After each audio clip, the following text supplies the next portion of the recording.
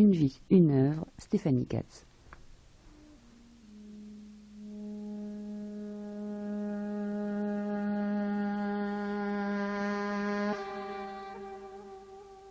Passant la main par la brèche de la palissade d'un jardin, je dérobais le bulbe d'un dahlia qu'ensuite je replantais dans le carré auquel se limitait mon propre jardin.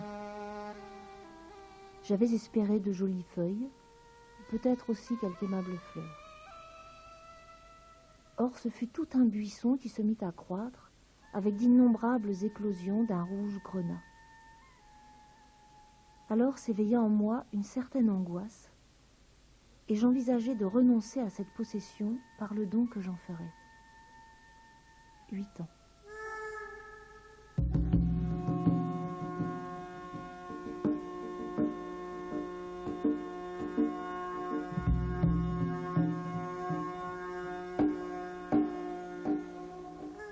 Comme un point gris coincé dans l'œil, Paul Klee.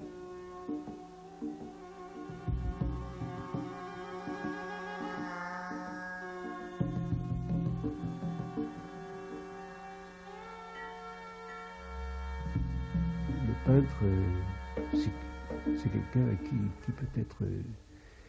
il peut lui sauter à la figure quelque chose qui lui fasse peur.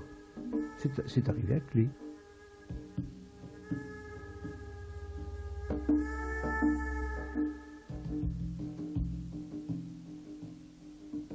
Ici, en fait, toute l'histoire de la peinture n'était tissée que de cela, de ce coup de théâtre qui veut que quelque chose, un jour, leur ait sauté à la figure au peintre.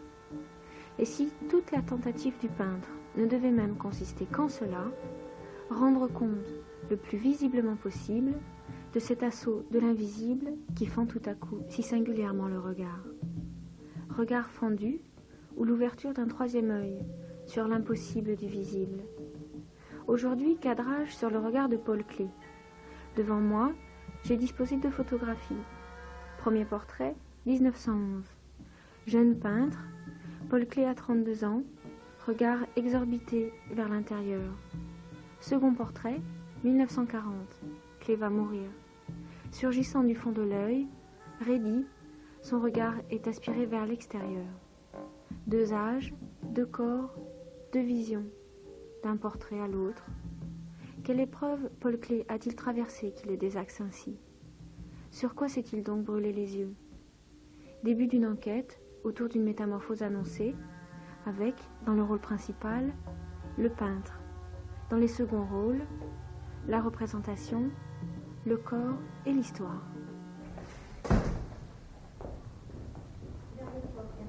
Voilà, c'est ça. Un peu plus loin. C'est juste piste à travers l'art moderne. Vous pouvez réussir à repérer un peu. Voilà, c'est celui-là. Il est là? Oui, on l'a. On l'emmène.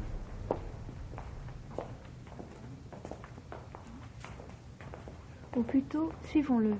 Et puisqu'il nous faut bien un point de départ,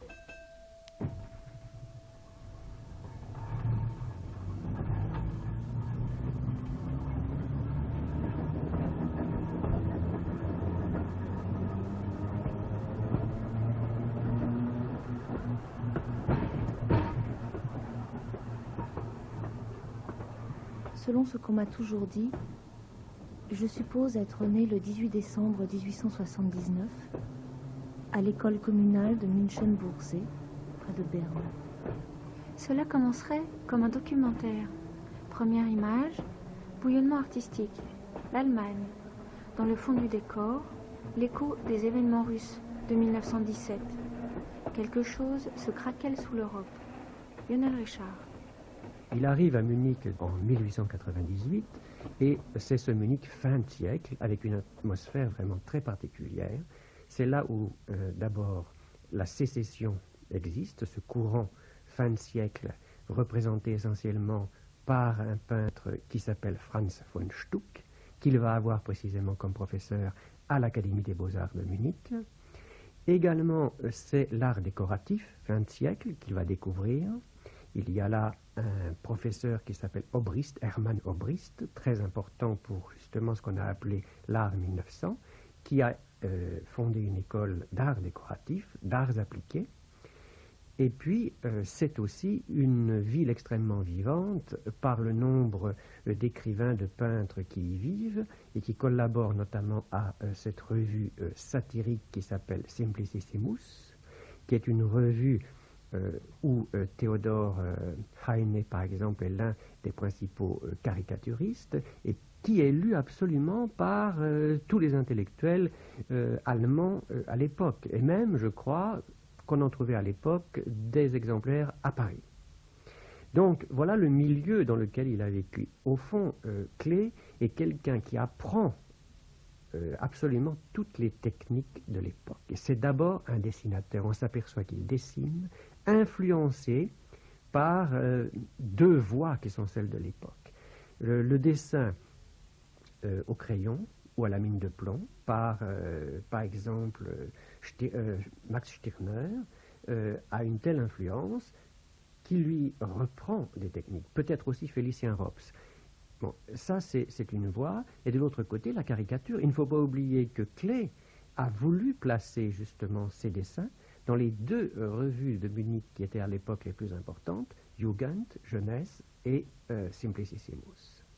Il va connaître Kandinsky plus précisément évidemment par la première exposition du Cavalier Bleu, mais c'est le hasard, c'est parce que tout simplement un certain nombre de peintres de l'époque se trouvaient en rupture par rapport à d'autres peintres qui utilisaient la couleur de façon peut-être non traditionnelle, mais qui était traditionnelle par rapport à l'imitation de la nature. Et évidemment, Klee baigne là-dedans.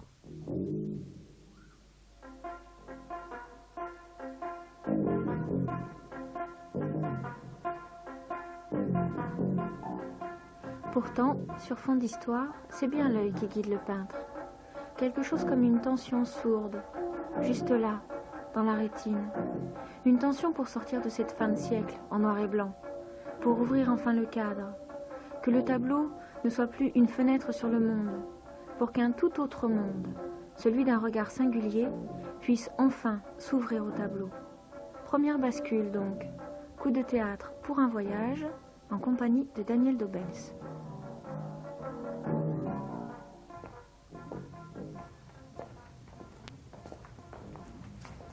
Si on allait faire un petit détour du côté de Delaunay pour aller voir, pour aller y voir quelque chose du côté de la lumière.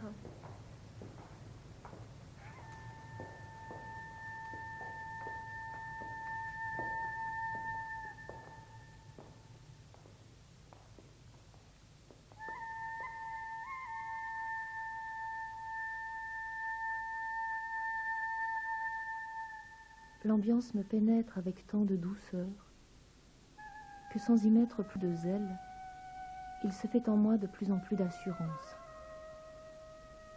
La couleur me possède. Point n'est besoin de chercher à la saisir. Elle me possède, je le sais. Voilà le sens du moment heureux. La couleur et moi sommes un. Je suis peintre.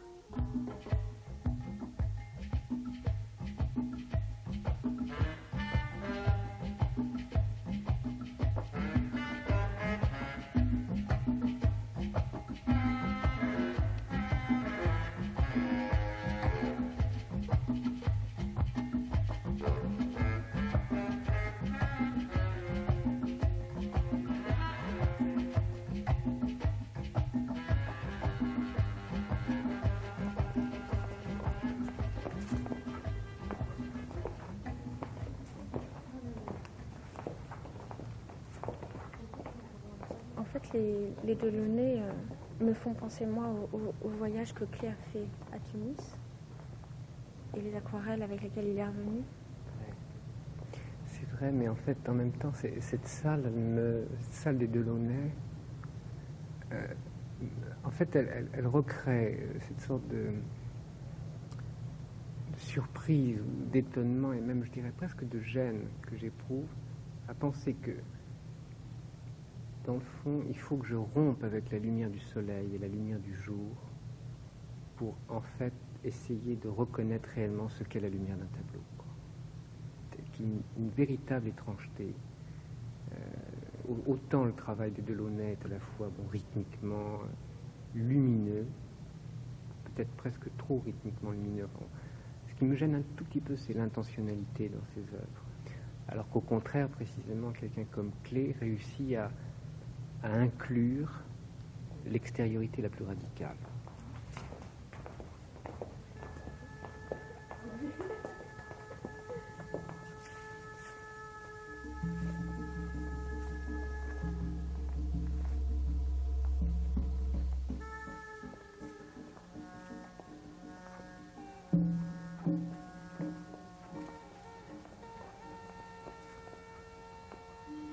Cette impression qu'il existe deux lunes. Une lune du nord, une lune de l'Allemagne, de la Suisse, et une lune du sud, une lune de la Tunisie. Ce dont il fait la découverte, c'est quelque chose que n'avait pas découvert Delacroix lorsqu'il faisait ses voyages en Orient. Ce que découvrait un peintre orientaliste du XIXe siècle, c'était l'exotique. Marc Le Bot. Et ce que Paul Klee découvre, c'est une dualité. Deux lunes, deux pays différents, c'est-à-dire la notion de l'étrangeté. C'est un contemporain de Ségalen, si vous voulez, le poète, qui découvre aussi que les mondes lointains, qui attirent la curiosité exotique d'un Pierre Loti, en fait, ces mondes lointains-là, ce sont des mondes autres. Et donc, c'est l'altérité de l'autre qu'il est en train de découvrir. Alors, il faut se rappeler ce qu'avait été le travail de Klee jusqu'en 1914, qui était dominé par le dessin. Et déjà, dans son dessin, dans ses dessins qui précèdent le voyage, précèdent la révélation de la couleur, dans ses dessins, Paul Klee n'est pas un homme qui regarde le monde extérieur pour le représenter en le dessinant d'une façon vraisemblable, mais c'est quelqu'un qui est déjà très attentif au mouvement de sa propre main quand il dessine.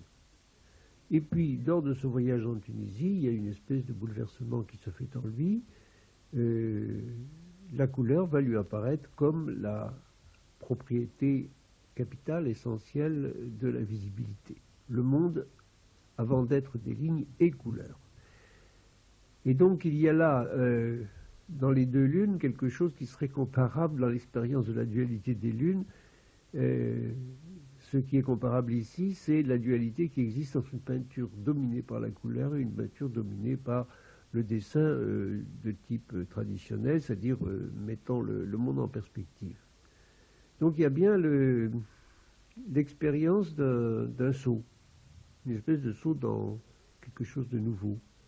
Il étale sa couleur, ce sont des paysages, on peut reconnaître une mosquée, on peut reconnaître un jardin tunisien, mais toutes ces images-là sont divisées en petits carreaux. Alors ce sont des carreaux qui ne sont pas vraiment carrés, mais enfin ce sont des, comment dirais-je, comme s'il avait fait une sorte d'échiquier sur sa toile, et dans chaque échiquier, il place une couleur différente. Alors c'est un usage de la couleur qui est tout à fait irréaliste, hein. Alors on peut dire que ce qui a fait la grandeur des coloristes classiques, ça a été en effet un réalisme de la couleur. Ce qui va faire toute la modernité de la pensée du XXe siècle, c'est l'irréalisme de la couleur. C'est-à-dire qu'on commence par manipuler le matériau coloré pour voir ce qui va bien pouvoir résulter de ces manipulations. Et celles de Paul Klee, ce sont des manipulations très arbitraires, parce que diviser un tableau en échiquier ou en damier, si vous voulez, c'est vraiment une opération mentale qui n'a rien à voir avec l'imitation de la nature. Justement, il dit quelque part dans son journal, à proximité de cette expérience qui concerne la couleur, il dit « Maintenant, j'en sais tout de même plus qu'auparavant, je sais le chemin à parcourir jusqu'à la nature. » Oui, parce que ce qui l'intéresse, pour lui, la nature, il dit toujours, il oppose toujours la nature naturée et la nature naturante, qui est un vieux thème de la philosophie allemande. Ce qui lui importe, lui, c'est la nature, non pas comme ce qui est donné à la vue, hein, c'est-à-dire ce ne sont pas les spectacles du monde, mais c'est véritablement la nature comme dynamique cosmique. Bon, alors il y a là, si l'on veut, une rêverie sur des forces dont, au fond, nous ne savons pas grand-chose, enfin, toute cette vitalité du monde à laquelle nous appartenons, mais d'une façon très simple, c'est-à-dire sans chercher derrière tout cela des grandes spéculations métaphysiques comme il y en aura chez Kandinsky ou chez Malevich ou chez Mondrian. Il me semble que d'une façon très très réaliste, je veux dire très proche de la vie, Paul Klee se dit que lui-même est un être vivant parce qu'il est un être qui travaille. Selon vous, est-ce qu'il est là l'héritier de Cézanne ou au contraire, il adopte une position complètement divergente? Non, ce sont des hommes qui ont des parentés tout à fait certaines. Je veux dire qu'il y a une modernité de Cézanne et une modernité de Paul Klee que l'on peut certainement rapprocher l'une de l'autre. La modernité de Cézanne, pour l'essentiel, et vers cette époque de 1907, là, puisque Cézanne est mort en 1907, c'est l'époque où il peint beaucoup les Saintes Victoires et où il s'efforce de découper, de faire une espèce de découpage divisible en un certain nombre de sensations qui l'isolent les unes des autres. Donc il y a au moins ceci de commun à Cézanne et à Paul Klee, c'est que tous les deux sont persuadés que peindre, ça n'est pas reproduire le visible, mais c'est travailler le matériau pictural.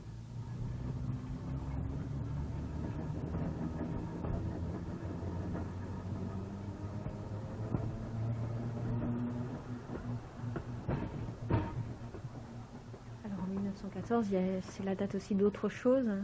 C'est la date du voyage en Tunisie, mais c'est aussi la date de la déclaration de guerre. Oui, alors toute cette génération, au fond, dans la mesure où ils étaient relativement marginaux, et particulièrement à Munich, puisqu'il y a une bohème qui vit à Munich, et elle vit dans un quartier célèbre que Klee justement fréquentait, c'était Schwabing.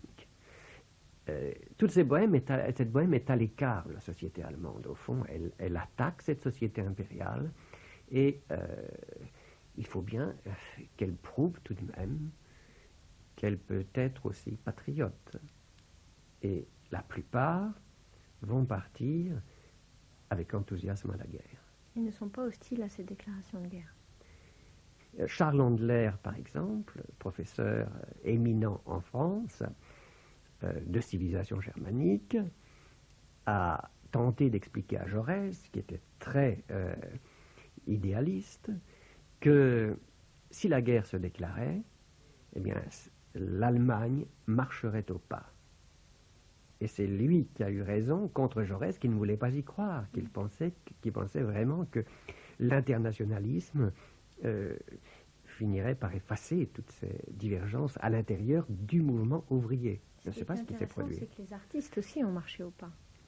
Ils ont marché au pas. Je ne dirais pas qu'ils ont marché au pas.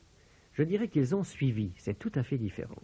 Et qu'ils se sont aperçus très vite, pour la plupart, au bout de quelques mois pour certains, d'ailleurs au bout de quelques mois tout simplement parce que ils vont être décimés, cette génération va être décimée très vite par la guerre, et ils vont s'apercevoir que cette guerre, c'est une boucherie et qu'elle n'a pas de sens.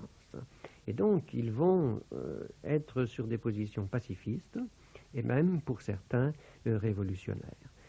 Cela dit, pour Klee, cela va avoir une influence considérable que cette guerre. Parce que, comme pour toute cette génération, ce qui se produit, c'est le décalage qu'il peut y avoir entre la réalité et le rêve, et la réalité et l'idéal. Et aussi bien chez Franz Marc que chez lui, on trouve des réflexions sur la guerre.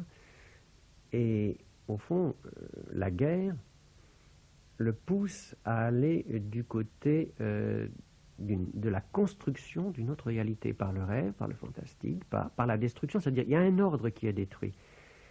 Il faut donner un autre ordre. Et d'ailleurs, il y a une évolution de Klee du dessin satirique, caricatural, expressif, etc., vers un dessin géométrique. Abstrait. Être peintre abstrait ne signifie pas l'abstraction immédiate à partir d'une comparaison possible à un modèle donné.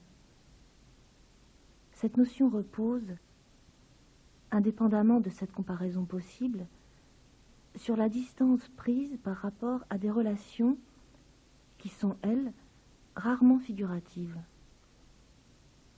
des relations purement figuratives.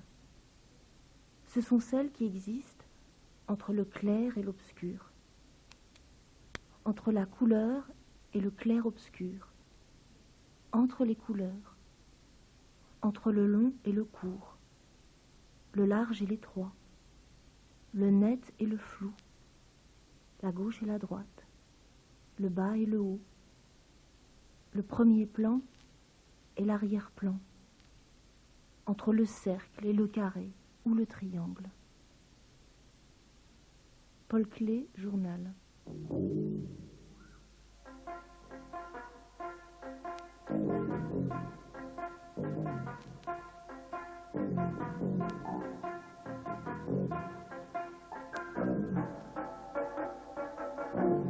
Ainsi, sur fond de guerre, d'idéal révolutionnaire et d'utopie sanglante, la représentation se fait abstraite, refroidie et rationnelle.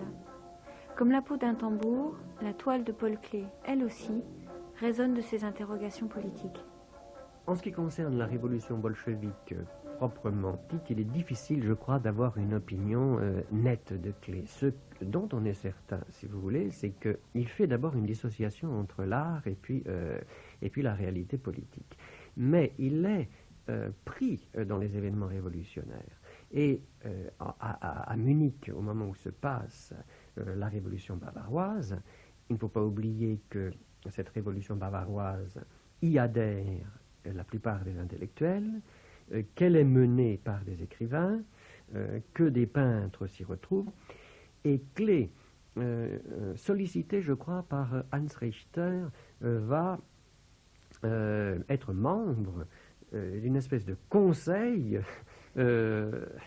artistique installé à l'intérieur de cette révolution, au début avec réticence, et puis il va adhérer, il va même participer à des réunions. Et cela ira si loin que quand cette révolution va être écrasée, le 1er juin 1919, eh bien, il va être obligé de fuir en Suisse. C'est dire que, Déjà. oui, Klee a été absolument marqué par cette révolution et qu'il pensait qu'effectivement il y avait une espèce de régénération, de réhumanisation possible à travers cette révolution. Il a d'ailleurs écrit à ce moment-là dans ses lettres qu'il y avait là des buts nobles qui étaient acceptables. Est-ce que vous pouvez me raconter la naissance du Bauhaus? Au fond, c'est une communauté nouvelle, une communauté de vie avec des idées d'émancipation de l'individu qui sont inscrites à l'intérieur du Bauhaus. Et c'est la perspective révolutionnaire parce que, évidemment, le Bauhaus ne serait jamais venu à Weimar tel qu'il a existé, si vous voulez, s'il n'y avait pas eu la révolution. C'est grâce à un social-démocrate qui était à l'époque dirigeant révolutionnaire que cette école a été ouverte.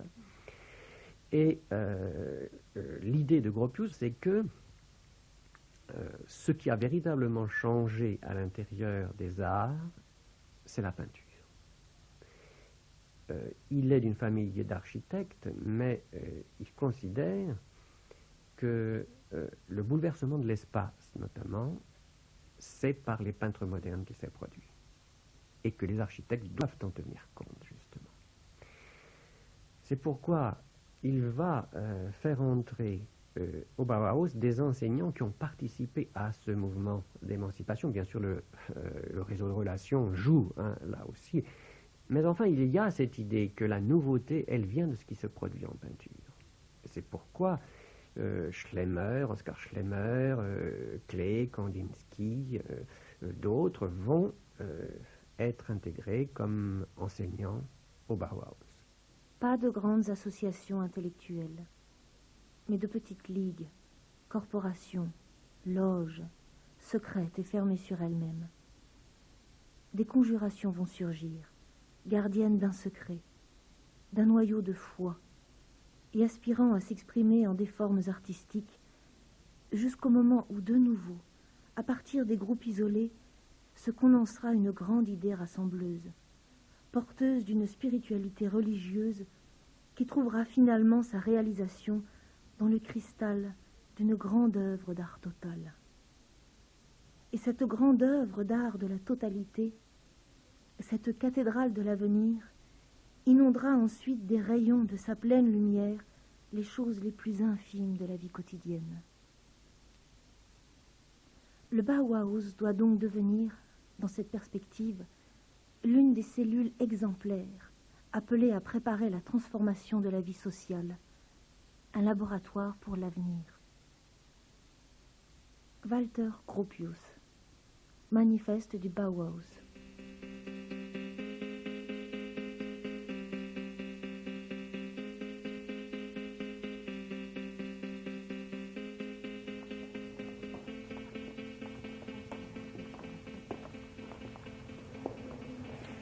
Il y a eu des relations entre Klee et l'avant-garde russe. C'est quand même pas les mêmes enjeux. Non. Je dirais que ce ne sont pas les mêmes superstitions, ce ne sont pas les mêmes peurs, ce ne sont pas les mêmes dangers. C'est comme si cette peinture, on semble d'ailleurs la réduire à une généralité, avait affaire à des périls qui ne sont pas tout à fait identiques à ceux que quelqu'un comme Klee a pu connaître ou mesurer. Enfin bon, de ce point de vue-là, ça c'est un tableau que je crois connaître assez bien, enfin, qui est L'homme qui fuit de Malevich, me semble être l'emblème en fait de ce qui, dans cette période, pour les artistes russes, était à la fois à fuir, mais en même temps c'est comme une sorte de fuite éperdue vers un avenir qui n'a aucune, qui est absolument infigurable, imprévisible. Ce qui est frappant notamment, c'est le caractère ébouriffé de la tête, qui elle-même est noire. Et donc cet homme qui fuit porte le noir avec lui. En fait, il fuit le noir, il fuit l'obscurité. Et il y a des textes très importants de Malevich sur l'obscurité. Mais en fait, il le porte et dans la main et dans la tête. Donc il ne va pas le conjurer, ce noir. Alors on va le retrouver, le noir, dans le tableau de Klee, oui. Mais précisément parce que je crois que si l'homme qui fuit ne conjure pas la présence néfaste du noir, c'est que d'une certaine manière sa course est sans rythme. Elle est sans mesure aucune. Alors que précisément dans ce tableau de Klee, dont le titre est Rhythmisches, c'est-à-dire en rythme, c'est un tableau de 1930, ce qui m'apparaît comme ça d'emblée, c'est que le noir est constamment situé dans l'intervalle entre le blanc et le gris. Le gris étant évidemment chez Klee une couleur fondamentale au sens où, avec sa notion de point gris, le point gris représente pour Klee le point de toute forme de genèse possible, mais c'est le point minimum, une sorte de point initial, dont on ne sait pas d'ailleurs trop si on se le donne à la fois fictivement ou s'il est réellement inscrit dans l'espace et dans le temps.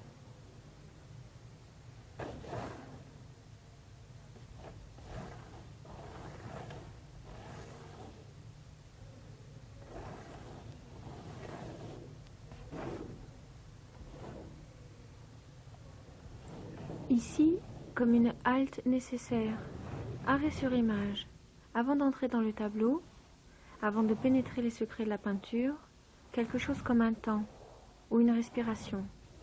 Suspension entre œuf et chaos au-dessus d'un trou, d'un cœur ou d'un point. Le chaos comme antithèse de l'ordre n'est pas proprement le chaos véritable. C'est une notion localisée, relative à la notion d'ordre cosmique et son pendant. Le chaos véritable ne saurait se mettre sur le plateau d'une balance, mais demeure à jamais impondérable et incommensurable. Il correspondrait plutôt au centre de la balance. Le symbole de ce non-concept est le point. Non pas un point réel, mais le point mathématique. Ce point est gris, parce qu'il n'est ni blanc ni noir, ou parce qu'il est blanc tout autant que noir. Il est gris parce qu'il n'est ni en haut ni en bas, ou parce qu'il est en haut tout autant qu'en bas. Gris parce qu'il n'est ni chaud ni froid. Gris parce que point non dimensionnel, point entre les dimensions et à leur intersection, au croisement des chemins. Établir un point dans le chaos, c'est le reconnaître nécessairement gris, en raison de sa concentration principielle, et lui conférer le caractère d'un centre originel, d'où l'ordre de l'univers va jaillir et rayonner dans toutes les dimensions. Affecter un point d'une vertu centrale, c'est en faire le lieu de la cosmogénèse. À cet avènement correspond l'idée de tout. Commencement, conception, soleil, rayonnement, rotation, explosion, feu d'artifice, gerbe, ou mieux, le concept d'œuf. Paul Klee, note sur le point gris.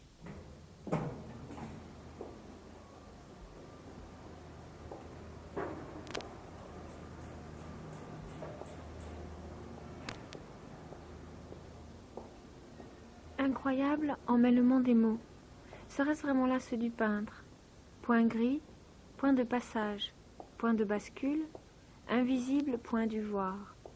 Poursuite de l'enquête donc, quelques pas plus loin, de plus en plus proche de l'aventure silencieuse du regard. Léger détour vers la parole du peintre. Michel Katz.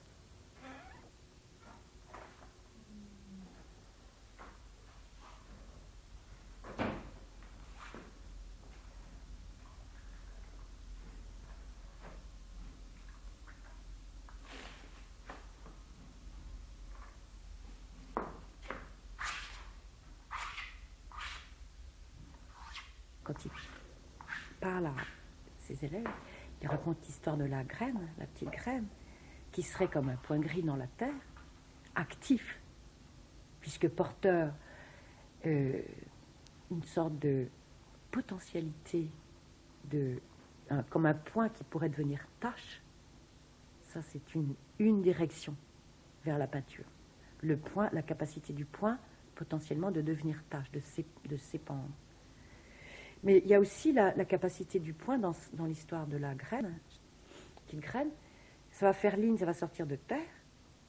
Et puis, de sortir de terre, cette activité va se tourner en son inverse, une sorte de passivité de la fleur rouge, qui par ses pétales va se montrer, contrairement au point gris qui se montre jamais, et de la faire forme, faire couleur, faire sens pour le regard des humains qui marchent sur Terre.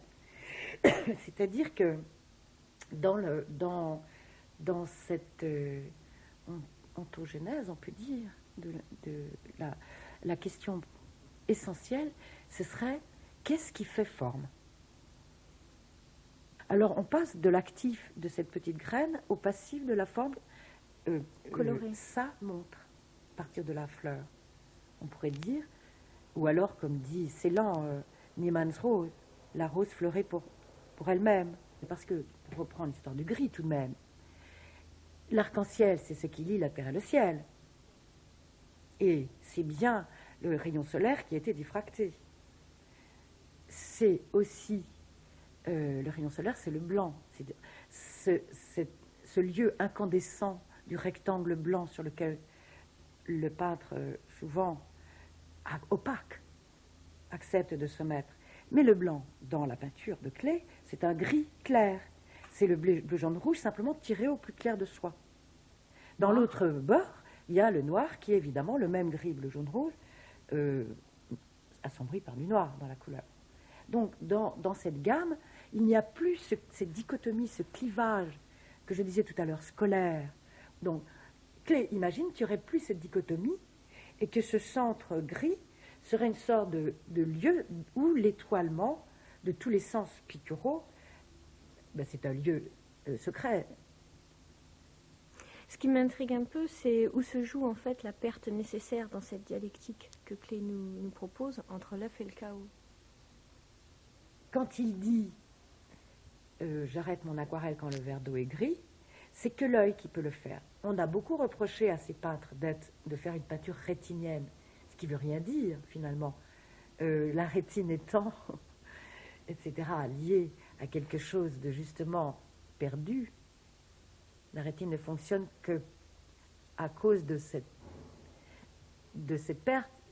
La peinture, c'est du côté du vestige, c'est du côté de la trace, du vestige, de ce qui était perdu, c'est pas du côté de l'icône, de l'image. L'Angelus Novus, précisément, ce serait cette figure qui en même temps a les yeux écarquillés, comme le décrit Walter Benjamin, et en même temps déploie ses ailes, et en même temps se tourne vers son passé, et en même temps est dans une sorte de tempête. C'est l'interprétation de Walter Benjamin de l'Angelus Novus de Klee. C'est-à-dire qu'il y a chez Klee cette constante contradiction qui le travaille, comme chez Benjamin d'ailleurs, d'autres manières. La phrase de Benjamin, je crois, c'est qu'il crée un monde complémentaire. Et cette complémentarité du tableau, on ne la ressent pas comme quelque chose qui viendrait comme dans une sorte de figure androgyne. C'est pas l'orange de Platon, c'est pas notre part symétrique qui viendrait comme ça recréer une unité. C'est une complémentarité qui fait qu'entre nous deux, il y a de l'unité.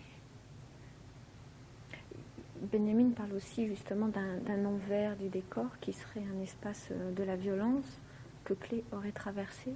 Enfin, ce monde complémentaire serait quand même un monde...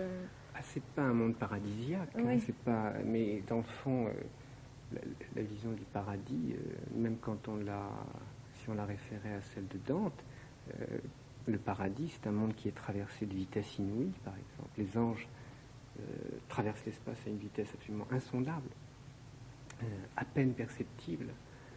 Le paradis chez Dante, et donc du coup, si on l'étendait plus largement, le paradis chez Dante n'est pas statique, il est au contraire infiniment changeant, constamment. Quoi. Et les apparitions, ce qui transparaît d'une certaine manière constamment, c'est la vitesse dans le paradis. Il n'y a pas de vision. La béatitude, par exemple, ou l'extase, ce n'est pas un point d'immobilité. Ou alors si, dans le paradoxe où la vitesse touche à un moment donné à l'inertie. Mais ce n'est pas statique. Non. L'acte d'approche d'une toile vierge est de toute façon un acte violent. Parce que cette virginité de la toile, ou alors on la pense comme rien, ou on pense que déjà cette virginité de la toile est quelque chose. C'est peut-être déjà la différence entre Kandinsky et Klee, qu'il y aurait quelque chose justement de l'ordre chez Kandinsky de réparation de cette violence, oui. Alors que chez Klee, on la traverse. Il la traverse, mais tous deux au moins en commun, de ne pas commettre un acte irréparable. C'est-à-dire que la touche ou le geste de peindre ne soit pas un acte meurtrier.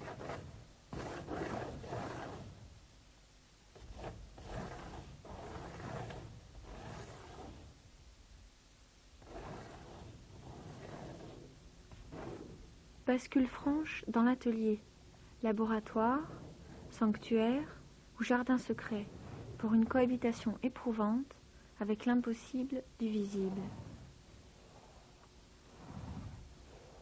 J'ai commencé la peinture à 18 ans et ma couleur était très très forte. J'ai passé dans cette période de très grande dépression, la couleur m'a été enlevée. Je pouvais dessiner, je ne pouvais plus peindre. Quand j'ai repris la peinture, c'est le gris qui est apparu. Je me suis posé aucune question sur le coup, puisqu'un peintre peint. Et c'est quelques années plus tard que cette page de Paul Klee, le livre s'est ouvert, on peut dire, à cette page-là. Je n'étais pas en train d'étudier Klee, j'ai pris dans ma bibliothèque Théorie de l'art moderne, je l'ai ouvert, c'était la page 56, et j'ai lu cette page qui s'appelle Note sur le point gris, et ça a fait illumination. Et il part du chaos, et il essaye, avec des mots pleins de difficultés, bien sûr c'est une traduction de l'allemand, que je n'ai pas lu en allemand, mais on sent, quand il dit le chaos comme antithèse de l'ordre n'est pas proprement le chaos véritable, on aurait donc l'idée qu'il aurait une idée de ce qu'est le chaos véritable. Taum, le tohu, bohu du début du monde. Donc c'est bien, il tente une ontogénèse de la peinture. Et lorsqu'on sait que de ce dont il parle, c'est de ce mélange extraordinaire de toutes les couleurs que moi j'ai vécu, comme un mélange terrible, pour aboutir à ce gris finalement. Notons bien qu'il ne s'agit pas du mélange du noir et du blanc, bien sûr, scolaire et linéaire et dichotomique. Il s'agit d'une espèce de brouhaha, et puis un jour, à cause de quelque chose qui nous tient, cette ressaisie dans la peinture, ou alors la fin d'une aquarelle quand le verre d'eau est gris, ce moment d'immobilité. Alors, il faut imaginer un cosmos plein d'étoiles, avec ces trois pôles, bleu, jaune, rouge, et puis à l'intérieur duquel il a fait, en fait, son œuvre. Je pense au Christ gris de Holbein, de Hans Holbein ou de Masaccio, cette horizontale grise qui est la mort, le Christ allongé gris, la mort. On peut imaginer que de la cendre va renaître toutes les trois couleurs puisqu'elles y sont dedans. Puisque le bleu, jaune, rouge est dans ce gris que j'ai fait de mes yeux, et je pense qu'un peintre, c'est quelqu'un qui, comme un musicien, reconnaît le la dans un si bémol majeur, un peintre, c'est quelqu'un qui reconnaît quels sont les trois primaires, ou les trois rouges, parce que finalement un ocre rouge peut être un rouge, dans un mélange pour le gris. Un peintre, c'est quelqu'un qui reconnaît de quel gris il s'agit dans une peinture. Et cet effort pour penser une sorte de, je dirais, théologie négative, ça, c'est propre à Klee. À mon avis, peut-être, quand il dit du chaos à l'œuf, peut-être que c'est en l'œuf et c'est moi qui le lis, cette théologie négative qui est tellement importante. Nous ne sommes pas dans la rationalité d'une simple science chromatique. Non, on est dans le point zéro de la peinture. Oui, mais du côté où elle peut s'inverser vers un inconnu. Où elle peut renaître, en fait. Oui.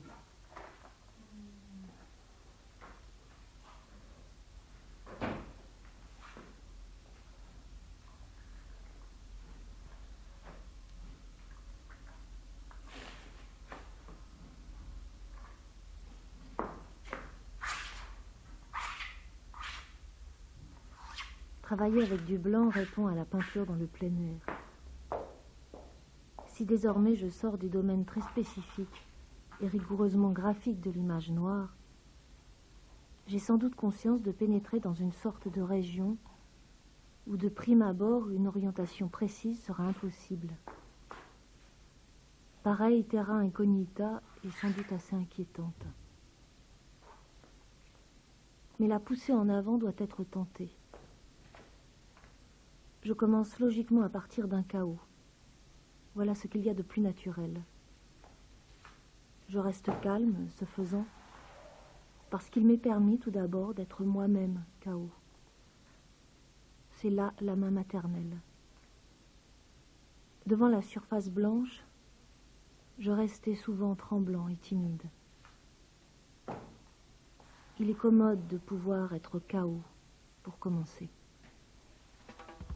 1905, journal de Paul Klee.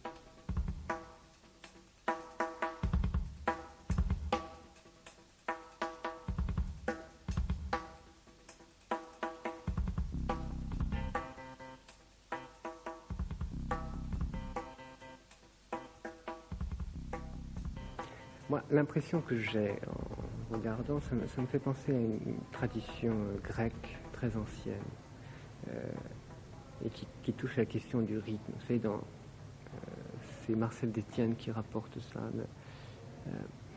L'enfant, il y a deux organes dans le corps qui s'affolent constamment. Et peut-être là, on va retrouver des choses qui concernent Paul Klee.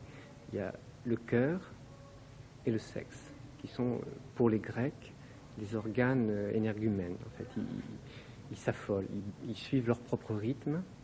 Et tout le travail, notamment de la danse, consiste à bercer ces organes de telle sorte qu'à un moment donné, ils viennent battre au rythme du reste de l'organisme.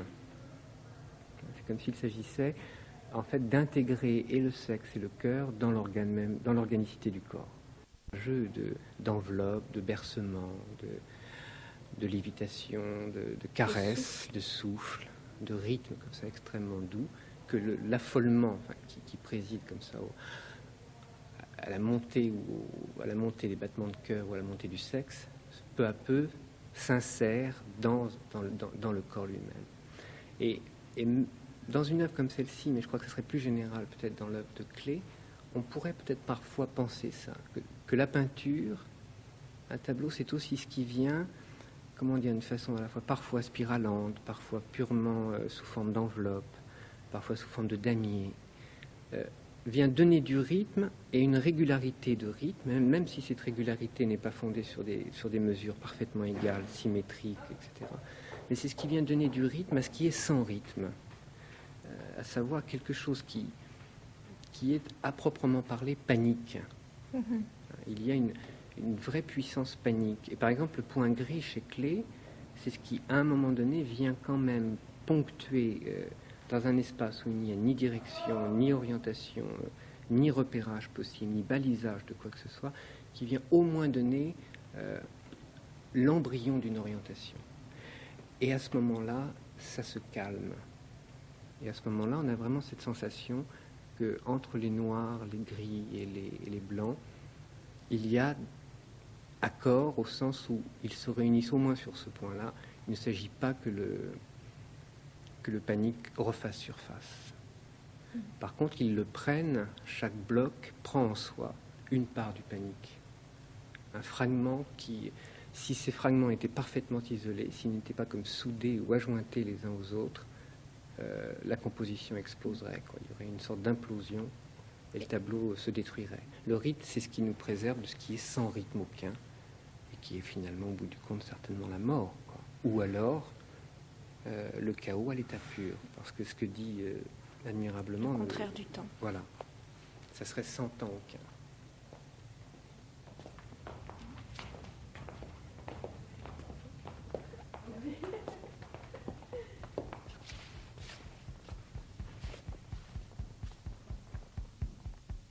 Le génie, c'est l'erreur dans le système. Paul Klee, Théorie de l'art moderne.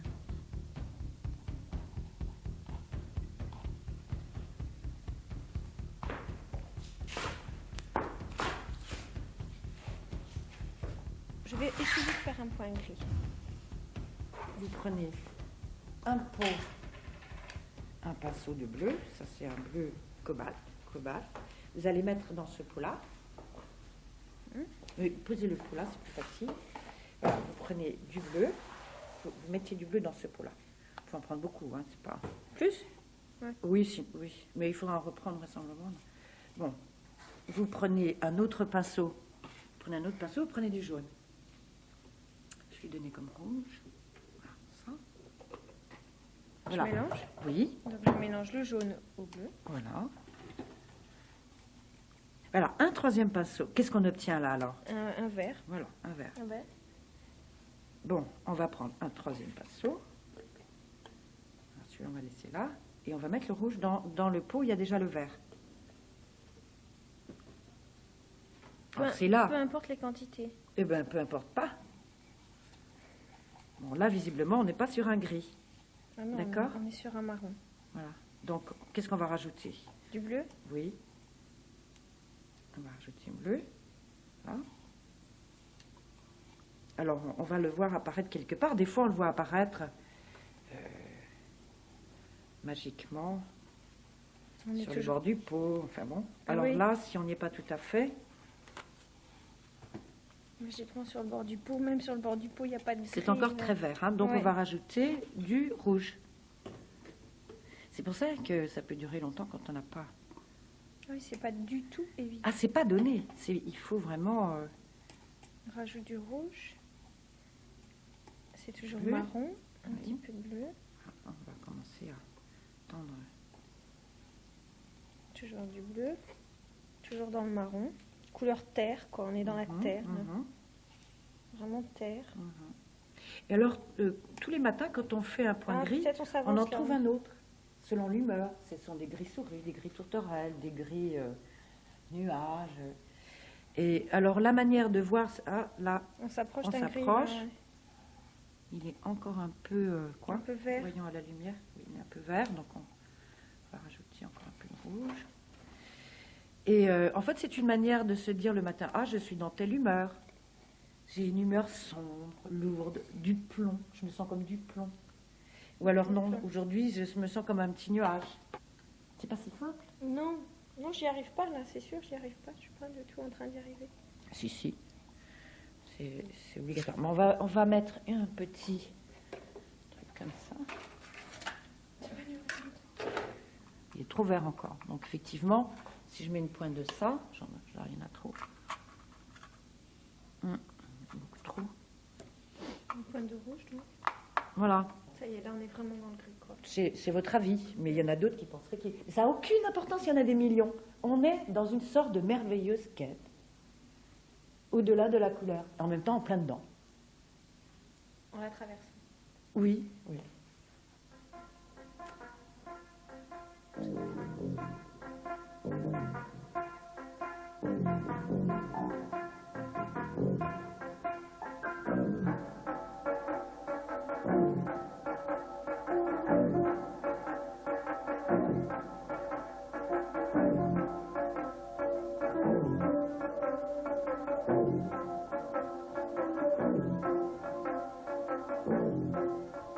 Klee n'imposait rien. Klee, au fond, c'était une réflexion qu'il proposait, et une réflexion parfois très difficile à saisir pour les étudiants.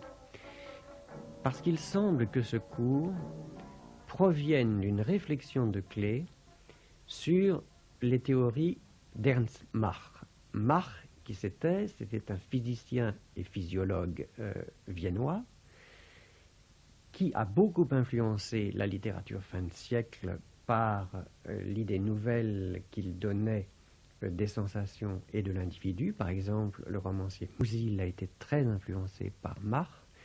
Et Mach, en 1886, a publié un livre qui porte justement sur l'analyse des sensations et sur la relation entre le physique et le psychique. Et il y a dans le livre de Mach des analyses de forme, des analyses de répétition de forme avec les schémas qui font tout à fait penser à ce que peut être l'art décoratif et l'influence des formes sur le psychisme. Et on s'aperçoit que Klee va énormément utiliser toutes ces idées, qu'il va essayer de montrer comment les formes sont liées les unes aux autres, comment les formes se répondent les unes aux autres, et qu'il suffit d'enlever un aspect de cette forme, un membre de cette forme pour que le sens change et pour que l'effet psychique produit soit différent. Optiquement, quelque chose devient différent.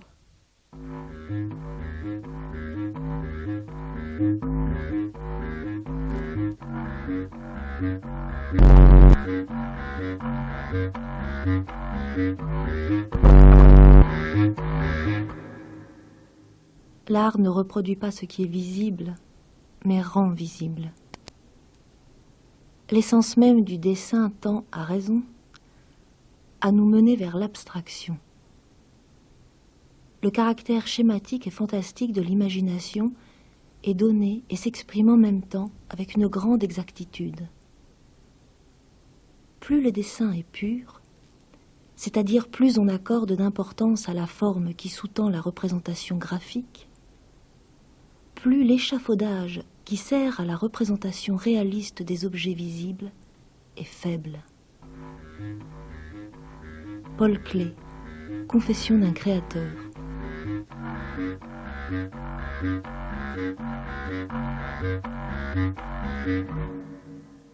Le XIXe siècle voit s'écrouler toutes sortes de certitudes qu'avait l'âge classique. On cesse de croire à l'intérêt de la mythologie, on cesse de croire aux significations religieuses, on cesse de croire qu'il soit intéressant de peindre la guerre de 14, par exemple, comme le baron Gérard a peint les guerres de Napoléon. Donc il y a tout cela qui s'écroule et la peinture se trouve, les images, si vous voulez, se trouvent tout d'un coup comme ça, sans sous-sol. Alors il faut refonder la peinture sur quelque chose de solide, et ce quelque chose, ça va être la sensation. Je crois que Cézanne le dit, il faut cultiver sa petite sensation. Alors, tous ces gens-là qui, comme Paul Klee, se mettent à travailler en faisant vibrer une couleur à côté d'une autre, ce sont essentiellement des gens qui ont un œil sensuel. Alors, c'est la sensualité de l'œil qui met en cause, effectivement, ce que vous dites, l'activité du corps. L'artiste moderne ne pense pas que le peintre est qu'en fonction de reproduire le visible. Mais l'artiste moderne pense qu'il se met à peindre et qu'il va ouvrir des voies à une autre façon de voir le monde. Donc à rendre visible le monde sous un aspect que l'on n'avait jamais montré. Alors vous trouvez exactement la même idée, si je peux me permettre de citer de mémoire, mais ma mémoire est fidèle, le mot de René Char disant les mots qui vont surgir savent de nous ce que nous ignorons d'eux. C'est-à-dire que le peintre se met à peindre, le poète à écrire son poème, avec l'espoir qu'au cours de son travail, il va savoir ce qu'il désirait savoir, mais il ne savait pas ce que c'était avant d'avoir travaillé. Donc, la pensée nouvelle, la façon nouvelle de voir le monde, est un effet du travail artistique.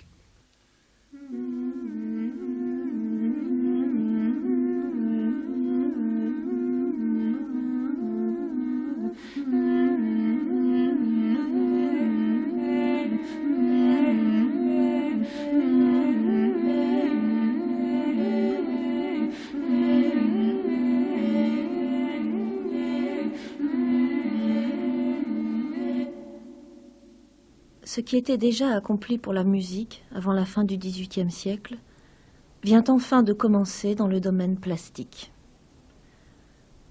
On apprend à voir derrière la façade, à saisir une chose à la racine. On apprend à reconnaître les forces sous-jacentes. On apprend la préhistoire du visible. On apprend à fouiller les profondeurs. On apprend à mettre à nu. On apprend à démontrer. On apprend à analyser. Le génie est le génie. Il est grâce, sans commencement ni fin. Il est procréation. Le génie ne s'enseigne pas, car il n'est pas norme, mais exception. L'école ferait bien d'observer un silence respectueux sur la notion de génie, en lui jetant de côté un regard entendu. Elle ferait bien de le garder comme un secret dans une chambre close. Un secret qui, quittant son état de latence, risquerait fort de poser des questions contraires à la logique et au bon sens. Paul Klee, Théorie de l'art moderne.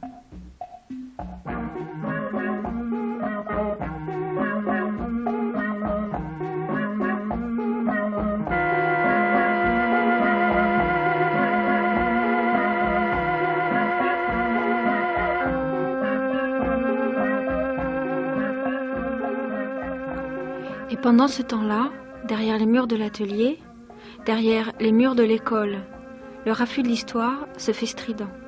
Imperceptiblement, l'étau se resserre. Dans le regard de Paul Klee, quelque chose comme un point aveugle qui se creuse. Il est difficile de dire aux étudiants qu'ils ne vont pas faire de politique alors qu'autour d'eux, tout est politique.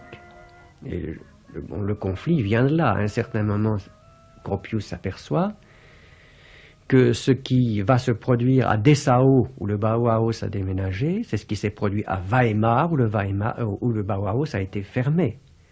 Donc le Bauhaus fermé à Weimar, pourquoi? Parce que l'époque ne permettait plus, les tendances réactionnaires du conseil municipal faisaient que cette école ne pouvait plus exister. À Dessau, Gropius voit la même chose se produire. C'est pourquoi il abandonne la direction du Bauhaus. Il faut dire que c'est toute la période de montée du nazisme, en fait. Cet entre-deux C'est guerres en pas, Allemagne. ce n'est pas encore tout à fait vraiment la présence du nazisme, mais c'est la montée du chômage, surtout, c'est la montée des tensions politiques, et c'est déjà l'émergence d'un certain nombre de conseillers municipaux nazis, notamment à Dessau. Donc il y a une présence effectivement de plus en plus grande de l'influence nazie. Et c'est là aussi où on voit la différence entre Kandinsky et Klee, qui est une différence, je dirais, d'appréhension des phénomènes politiques. Pour Kandinsky, qui a émigré à Paris, c'est très différent, chose curieuse. Il écrit à certains anciens élèves du Bauhaus. On a des lettres qui nous montre qu'il n'est pas désespéré en 1933 de la situation. Et il y a notamment une lettre aussi à un peintre qui s'appelle Willy Baumeister, où il dit il faut essayer de faire en sorte que les peintres supportent le nazisme et même qu'ils entrent dans les associations de peintres nazis. Parce que finalement tout n'est pas aussi dramatique qu'on pourrait le penser. Il faut nuancer l'idée d'un départ de Klee immédiat d'Allemagne. Alain Bonfond. Klee va quitter l'Allemagne réellement contraint et forcé. Bon, là, il y a une correspondance qui en témoigne. Klee va attendre d'être réellement persécuté au sens propre du mot, attendre des perquisitions dans son appartement. Et il y aurait une quantité d'étapes, si vous voulez, dans l'année que Klee va mettre réellement, effectivement, à quitter l'Allemagne. Ça va prendre à peu près jour pour jour 1 an. Et alors que l'idée générale est d'un Klee qui va, dans une conscience politique immédiate, partir. C'est faux. La conscience politique de Klee est très progressive. Et même les campagnes de délation, les campagnes d'attaque dans Die Rote Erde, le journal nazi, les accusations contre Klee, contre son marchand qui est Alfred Flechtheim, d'accusations de faire un art juif, de marchand juif, d'être juif, etc. Klee va prendre conscience très lentement, en fait, que ce Hitler, comme il l'appelle dans ses lettres, avec un incroyable mépris, représente un danger infiniment plus grand qu'il l'avait imaginé. Mais quand Klee apprend qu'il est malade, que ce mal est incurable, je pense que cette dimension du politique devient très très secondaire. C'est comme si un peu c'était le corps qui se mettait à prendre en charge cette angoisse plutôt que le corps social. Oui, vous le dites très bien d'ailleurs. Il y a un commentaire qui est assez aisé à faire, de comparer effectivement cette sorte de maladie de l'Europe et la maladie de Klee. Enfin, on peut jouer à ça. Si vous voulez. Surtout qu'il a une maladie assez étonnante, puisqu'il a une maladie de peau. Qui est une sclérodermie. Et je pense qu'il y a un corps intérieur qui est celui de l'œuvre. C'est une chair de l'œuvre qui se modifie, se métamorphose avec l'évolution de la maladie. Alors ça, je l'ai étudié avec l'image du marais et l'image du corps qui devient un corps marais.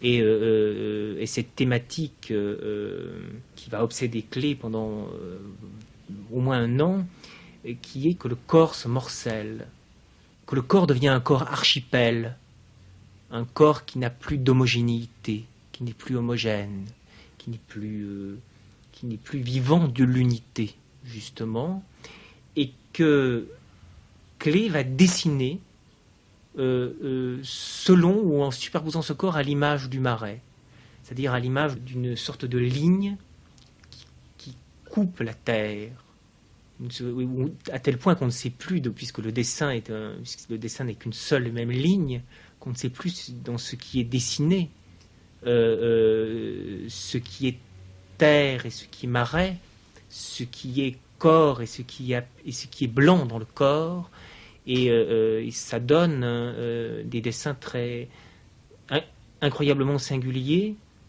où la dimension d'angoisse est certainement la plus puissante, aussi parce que ce sont des dessins qui se répètent et se répètent et se répètent encore.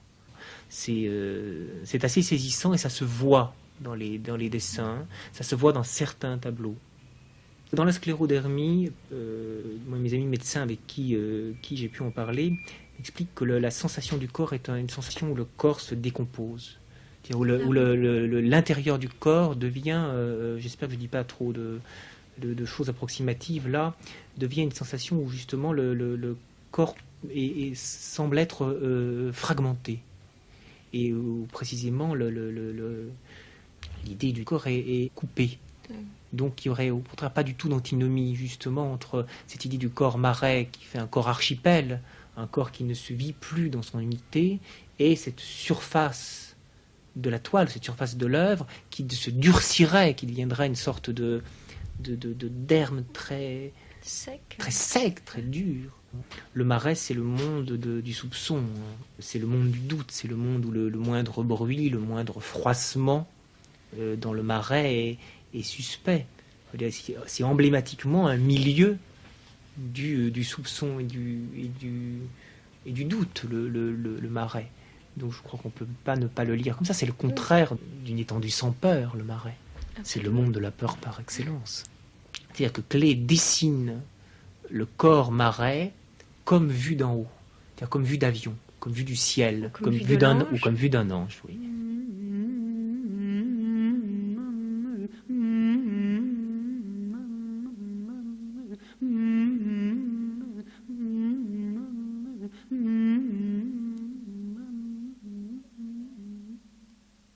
Ce personnage, né avec une seule aile d'ange, contrairement aux êtres divins, s'efforce infatigablement de prendre son essor. Ce faisant, il se brise bras et jambes, mais n'en persévère pas moins dans son idée. Pour me dégager de mes ruines, il me fallait avoir des ailes. Et je volais. Paul Klee, journal.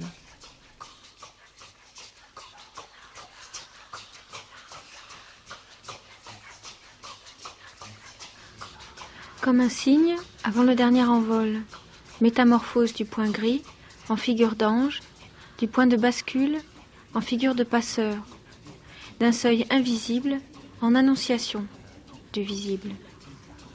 Le vieil ange avisé, l'Angelus Novus, l'ange oublié, l'ange inachevé, l'ange qui apporte ce qui est demandé, l'ange encore féminin, l'ange au grelot, l'ange laid, l'ange de la mort, l'ange de l'étoile, l'ange doutant, l'ange oublieux, l'archange.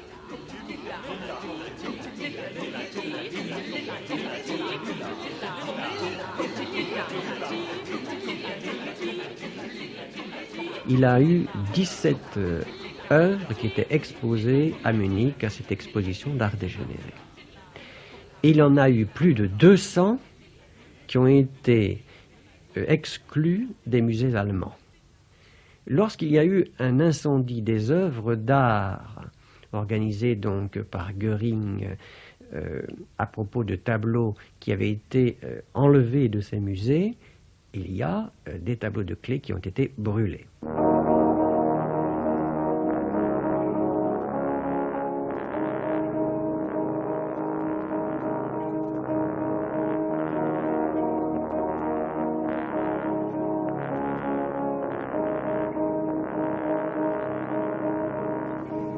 Comme une logique secrète, maladie de la toile du corps, maladie de la peau du tableau.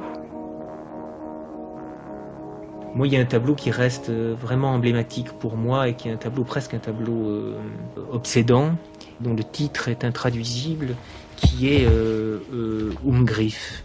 On traduit en français par enlacement. Le relisant, le revoyant, je le lisais, ce tableau, comme une éclipse. Et ça, c'est c'est visible quand on le regarde de près. Les lignes, ces lignes archétypiques du corps qui enlacent ou qui sont enlacées, mais enlacées avec un mouvement englobant. Umgriff s'oppose bien sûr au mot allemand Begriff, qui est le concept, qui dit la concrétude de la prise. Qu'est-ce qu'on saisit, quelque chose d'extrêmement hegelien en fait. Umgriff dit quelque chose comme le contraire, dit l'ambiguïté de ce qui enlace et de ce qui est enlacé, dit le mouvement de deux corps qui s'étreignent d'une certaine façon par trop de peur, trop d'angoisse, en une seule et même ligne pourtant. Mais au-delà de ce mouvement même, il y a une chose qu'on regarde assez peu chez Klee d'habitude, qui est le mouvement de la lumière, et qui là, dans ce tableau, provoque ce que je dis être une éclipse. C'est-à-dire que je pense que la lumière vient d'une certaine façon de derrière le tableau, comme une lumière de projecteur, comme une lumière, comme ce que j'analyse dans l'ombre de la nuit, comme la lumière propre de l'angoisse, comme une lumière aveuglante, comme celle de la mort même, ce que Jean-Luc Marion a analysé génialement comme étant un phénomène saturé. Effectivement, parmi les phénomènes saturés, il y a effectivement le soleil qu'on ne peut pas regarder en face, et puis il y a autrui, le regard, etc., etc. Et là, cette lumière vient de derrière le tableau. Et les lignes arrêtent cette lumière. C'est-à-dire, les lignes font littéralement l'ultime rempart à cette lumière aveuglante, à ce qui ne peut se voir, à ce qui ne peut se recevoir, qui est la lumière, ce projecteur même, qui est celui aveuglant de la mort et de l'angoisse. Et c'est certainement un des tableaux les plus ouvertement, les plus absolument angoissés, non seulement de Klee, mais je pense de l'histoire de la peinture.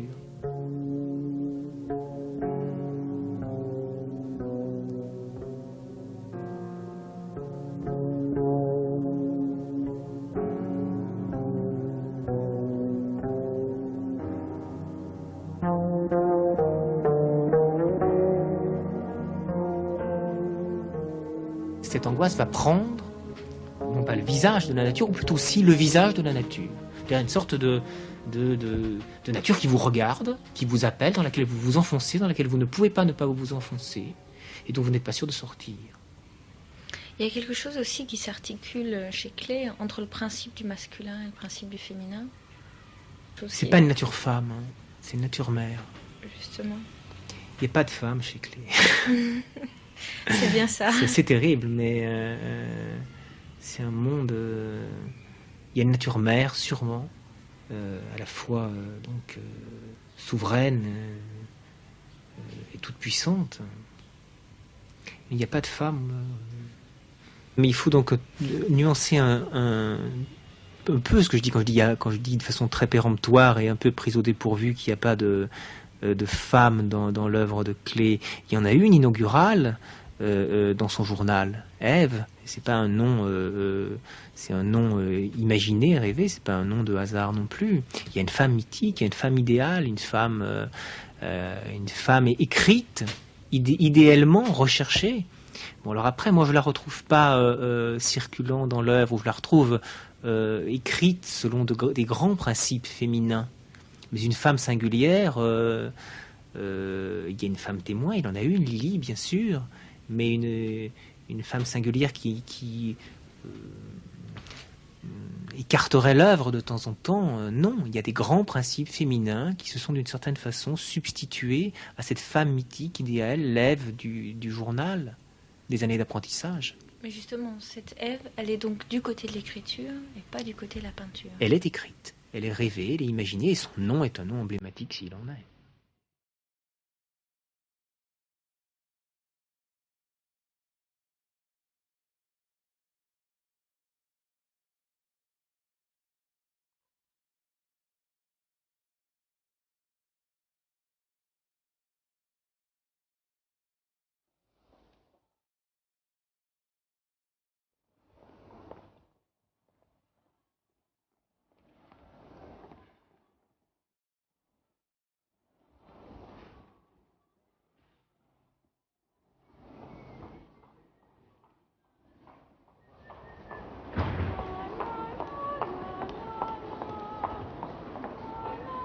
Dehors, la lumière du soleil me blesse doucement les yeux.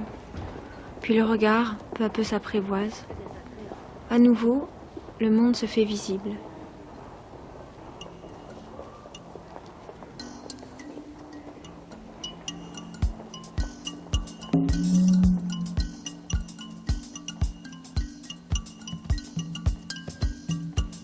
Voilà, c'est la fin de notre enquête. L'énigme, ce point gris, coincé dans l'œil de Clé.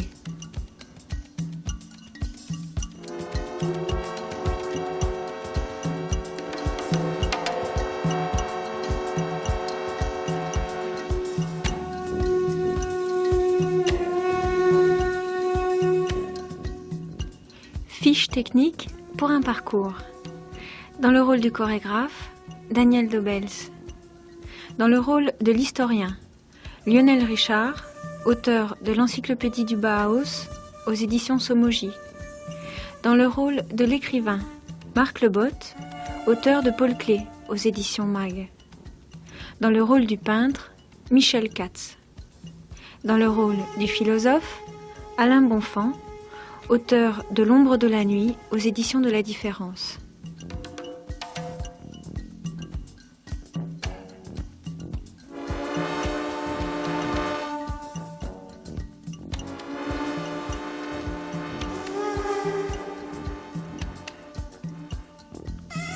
Une enquête proposée et réalisée par Stéphanie Katz et Josette Collin.